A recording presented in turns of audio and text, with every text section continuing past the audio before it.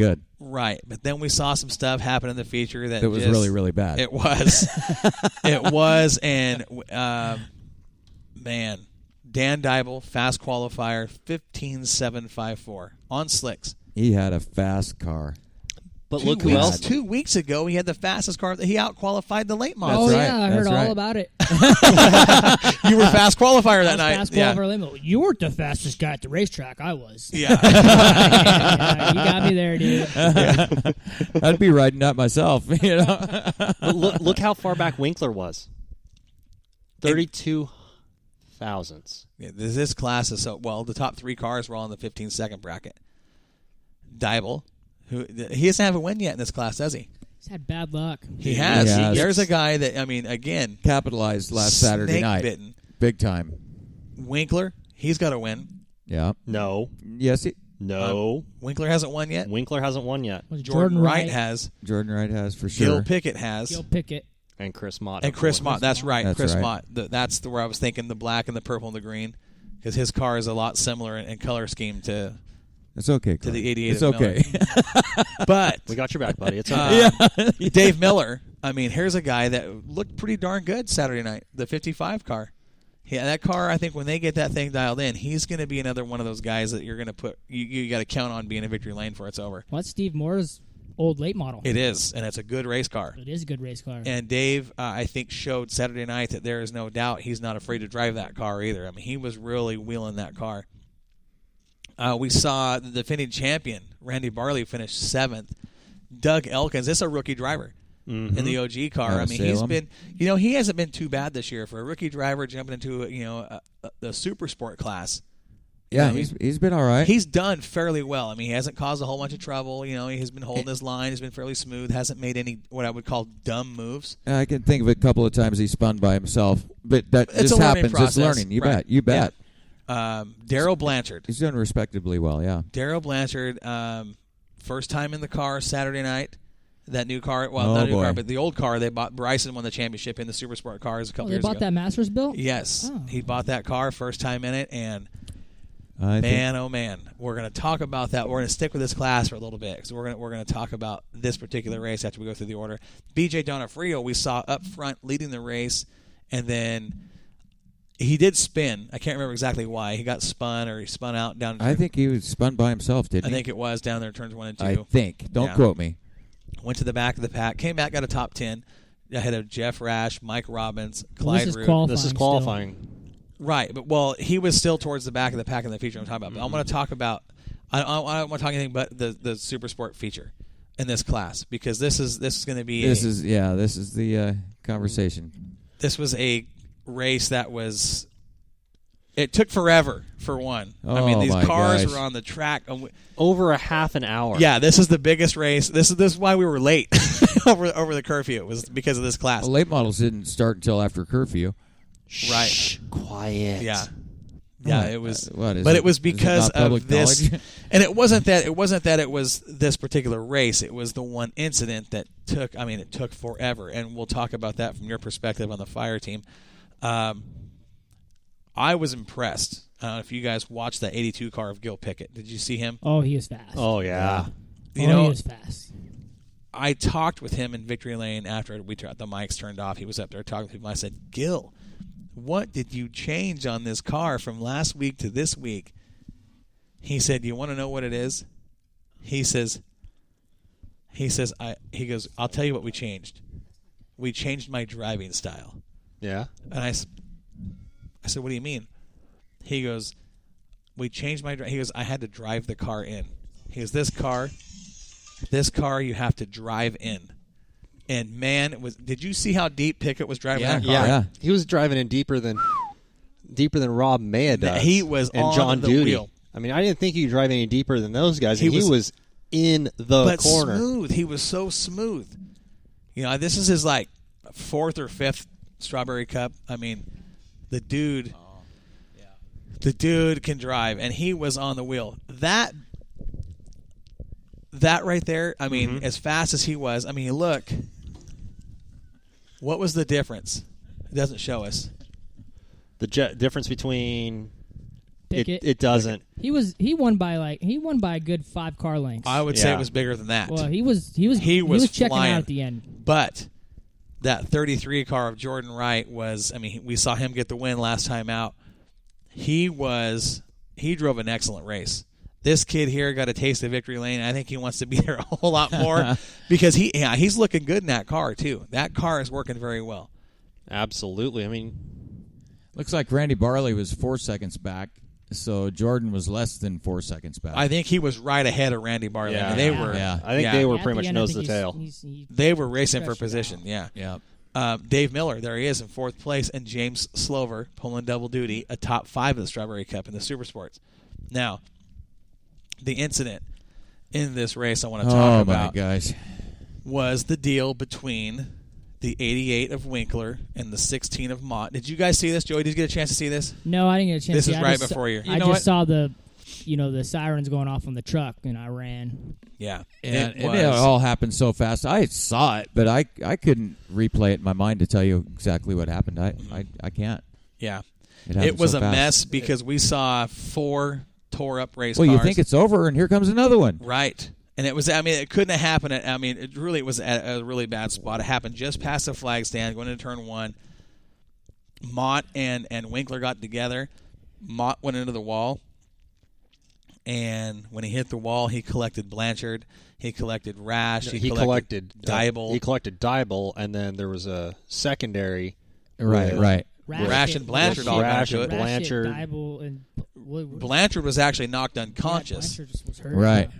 He left the track in an ambulance, and that's it's always concerning to see. Now, when I was down there, Warner and I took a walk down to turn 1 to kind of look at the situation and talk to these guys. Yeah, outside the fence to of see course. What's going on. Is everybody all right? I wanted to report to the crowd. Hey, look, Right. drivers are all right. Precautionary measures being taken.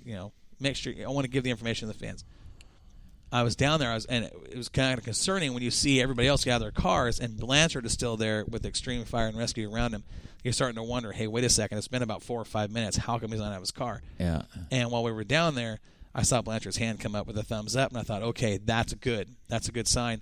He did go to the Lebanon hospital in an ambulance for because he was knocked unconscious. They want to make sure he's all right, which is understandable. Standard procedure, Joel.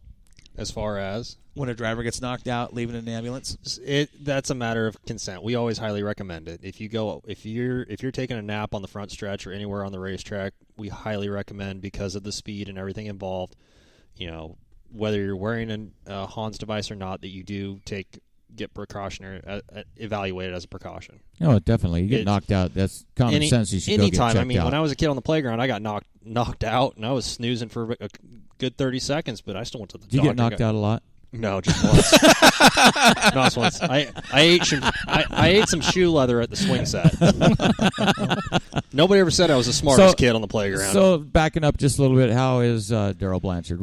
We have a follow up on him? I don't know. I honestly. did see on Facebook he did make a post. He is okay. He's a little sore. Yeah. A couple tore up race cars. Now nothing tore up like Dybel's car. Nothing tore up like Rash's car. Rash's car is bad. That was bad. Dybel's car was bad. Rash's car was Dybel's bad. Dybel's car was way tore up too. Front and back. Yeah. His car Believe it or not, his car wasn't. It wasn't not that bad. It wasn't that bad on the preliminary part of the crash. It was the secondary part of the crash the two big that hits. tore him up, man. I mean, well, and that's the thing with what happened too. And cars are moving it so fast. We actually had a lot of damage, and that's where Corey, I want to commend you with every time we go red.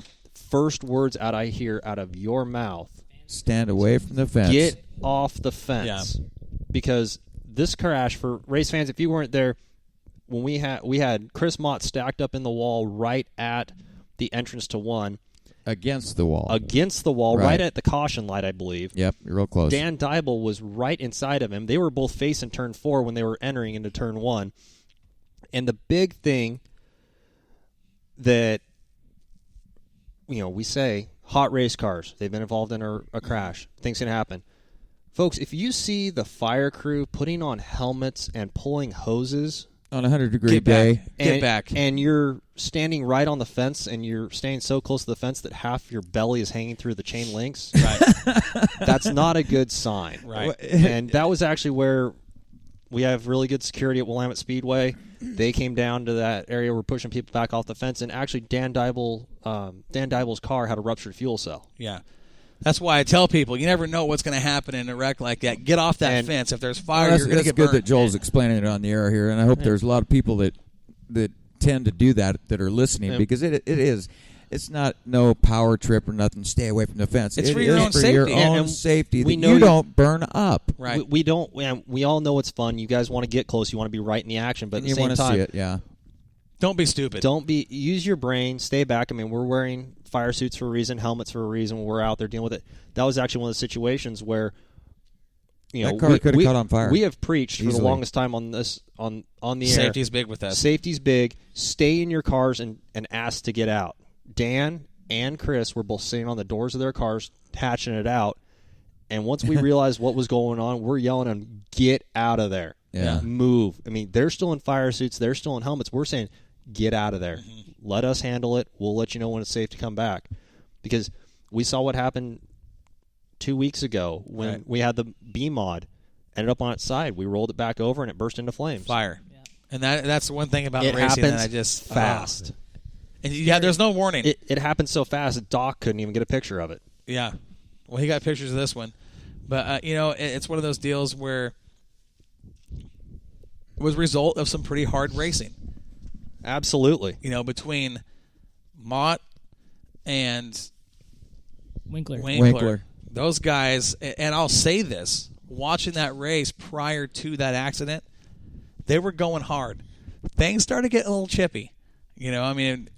They were duking it out, and it was for position. I understand. I think it was just hard racing. Well, it was. It was, and I don't think it was anybody, with intent of taking somebody out or trying to stick somebody in the wall or. But, I wouldn't say that at all. But I would say things were getting a little testy between the two. Yeah. They'd been together quite for often. Right. They'd been together for quite a few laps, and there was a little contact, and it's always fun to watch that. Yeah, it is. If we don't get those results that we saw. And that's the worst place to wreck, honestly. Turn one. Turn one. Yeah. Yes. And all that speed off turn 4. Yep. And you just. Well, you anytime. The entrance of 3, the entrance of 1, those are the worst places. Absolutely. Joey, do you think you're going into 1 faster than you are into 3? Ooh. And if so, why? Back in the day, I would say yes, because the top is usually a lot faster in 3 and 4 for some reason. Okay, and carry that momentum. And you carry more momentum. I see. Yeah. That being said, you're still flying down the backstretch. Sure. So it just depends on the track surface at the Absolutely. Yeah. And I would say, I would echo Joey's, and I'd say yes, you're going faster in turn 1 because, so far this season, turn 4 has been full of grip. And with those guys coming off that corner, they're able to throw that right rear into the sticky stuff and just bury it. Yeah. Okay. Okay. Listen. Interesting. I know we're still talking super sports, but we're at the 8 o'clock hour, and on the schedule, we've got it time to go to Hot Pit. I want to take care of the High Octane Diecast Hot Pit segment at this point because I want to get into it before we had a lot of racing to talk about here in the last, going into the last hour. I want to do that. Phone line is open. Okay, 503. Okay. 862-3478. Give us a call. On the Come on, chickens, pick up your phones. I'm wanting to know who this is. I think I know. Yeah, we do. Or he does, yeah. I know. Correct. I know. We'll just sit here and wait for that phone to call. Dun, dun, dun, dun. Well, it just happens to be. This is why I want to take care of this because of what we're talking about right now. It just fell at the perfect. sense. It just fell at the perfect time. Yeah. And that's the thing too. I mean, we've got this race. I'll tell you right now, we talked about this wreck for a while in camp and this incident. And it was probably one of the hardest ones we've had to deal with in a long time because when you got 4 or 5 cars, 5 cars, cars. Literally it was spread from the caution light going into 1 all the way to the apex or a little past the apex of 1 and 2. Right. We had this whole area to deal with, and then we also had the fans to deal with, and then we had everything else. Somebody took the advice. Yes. Caller, you're on Northwest Dirt News for the High Octane Diecast Hot Pit. Who are we talking with? You're speaking with Chris Mott. Mr. Mott, how are you? Getting in hot. He's coming in hot. Living the dream. Yeah. Hey, I love it. Chris, give us 30 seconds. Let's get you in the hot pit here. We got to do this the right way. Yeah, you ready? Okay. I'm ready. Let's do it. Give me 30 seconds, and we're going to bring you in hot, all right? Sounds good.